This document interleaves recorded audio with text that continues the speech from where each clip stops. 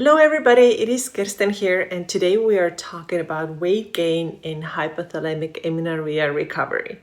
As you know, I have talked about HA a lot and generally don't talk about this topic all that much anymore, but because you guys really wanted me to do it and touch on this topic in particular, I thought I'm going to share one more video on weight gain and hypothalamic amenorrhea.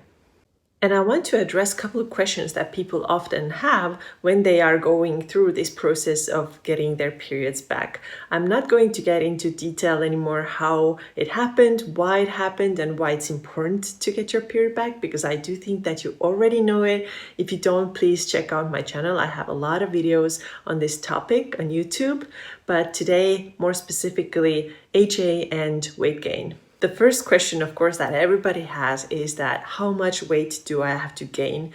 And unfortunately, this is very, very hard to predict. The only thing that might be helpful in this situation is to think back to the time where you had your natural periods, without the pill, but natural periods, and think how much did you weigh then, if you know that. What happens often is that we actually need a little bit more weight than that in order to get our period back. But this at least can give you some idea of how much weight you may need. If the last time that you had your period was a very long time ago, or maybe you were 14 or 16 years old, then unfortunately this number is not going to be very helpful for you, because you got to realize that when you're 14 or 16, you were still a girl, and then your body's demands now as an adult woman are a little bit different. So you definitely are going to need a higher weight.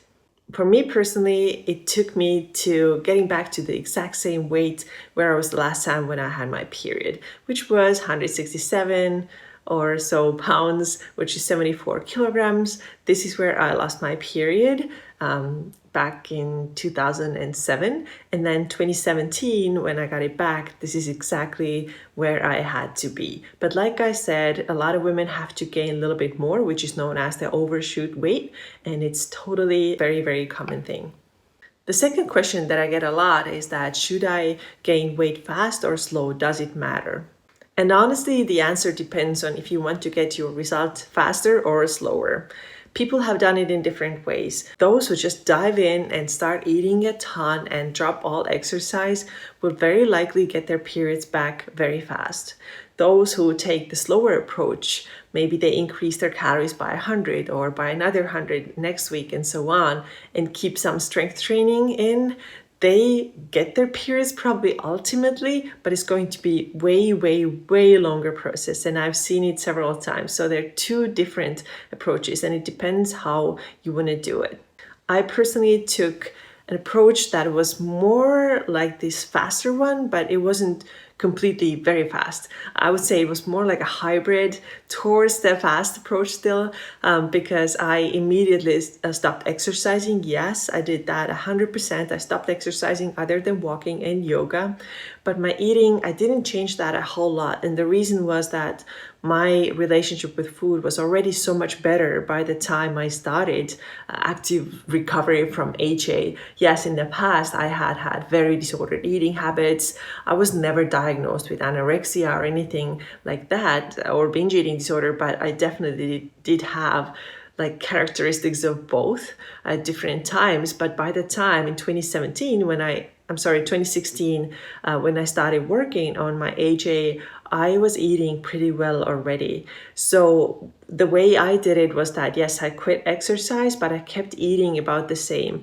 And it was around 3 months into my recovery when I significantly increased my food intake. And this is where it took me a couple of more months to get my period back. So long answer, I try to put it short. There is a fast way and there's a slower way. I would say that the faster way just gives you the result quicker, and there's maybe a little bit less emotional struggle, because otherwise when you take the slow way, it's just going to take a very, very long time, and you're always thinking, is it coming, is it coming, is it coming, when is it going to happen? And the faster way is kind of easier in that sense. But on the other hand, some people just do better when they gain a little bit slower, and for them this is emotionally a little bit easier because the weight gain is going to be a little more gradual. So it is completely up to you. Both are options. I don't think there's necessarily one that is more right and the other one that is more wrong. It really depends on the person. I do have 2 videos on YouTube and also on my podcast, talking to two different women who took different approaches. One of them took the fast way and the other one took the slow way, and both got their periods back. So it's absolutely doable. And I'm going to share the links to both of these interviews in my description.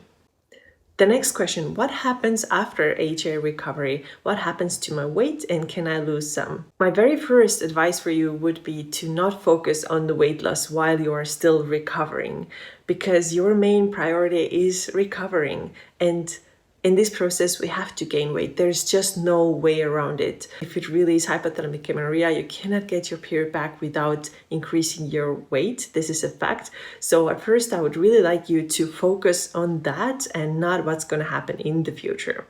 Now, once you're able to accept this idea that, okay, I'm going to gain some weight and I'm going to let it happen, and you now are on the other side of it, you got your period back, then I want you to know that yes, it is possible to lose some body weight, but I would still not focus on the weight number itself.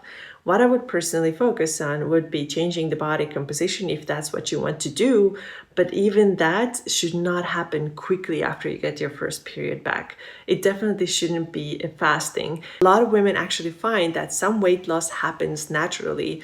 Maybe around 6 to 12 months after they have recovered, they start seeing some changes. But again, this is not true for everybody. And a lot of it depends on your mindset. For me personally, I did not lose anything after a year or within the first year because I was still eating a lot. I was still sort of in this recovery mode when I kept eating and eating without even actually paying much attention to how much I was eating.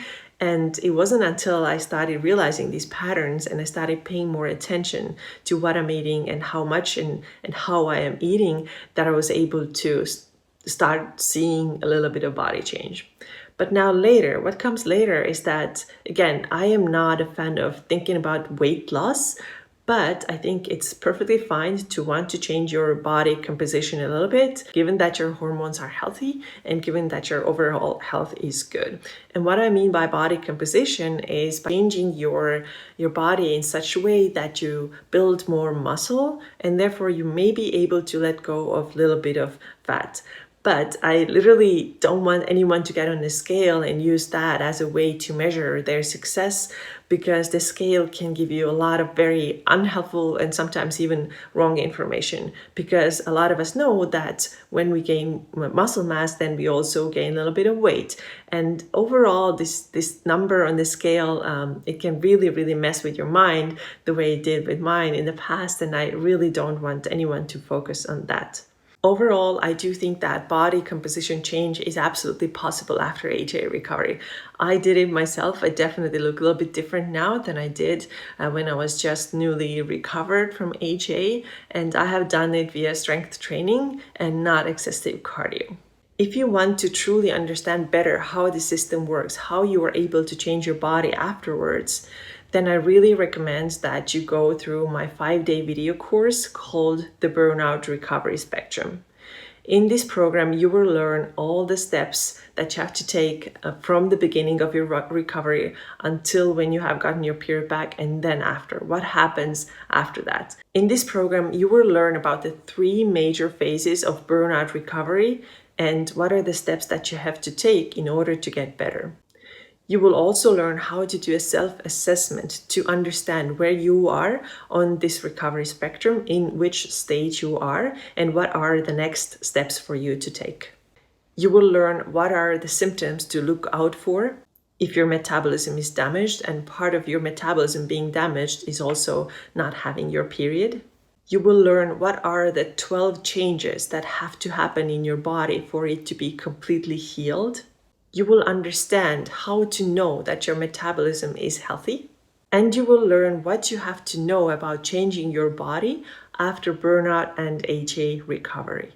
If you have suffered from hypothalamic amenorrhea or burnout, then this 5-day video course is an absolute must for you. This course will describe the signs, symptoms, and metabolic effects of each 3 phases. In addition, it provides examples from my own experience with HA and burnout recovery and my clients' experiences in order for you to understand better where you are on the spectrum and in order to help you to come out of this stronger, healthier, and happier. Please don't wait 10 years like I did to fix this situation. And you can get started today. And the first step should really be getting this 5-day super easily understandable video course so you understand exactly where you are right now and what you have to do next. You can find this free resource in the description. That's all I got for you today. Thank you so much for being here. Talk to you again.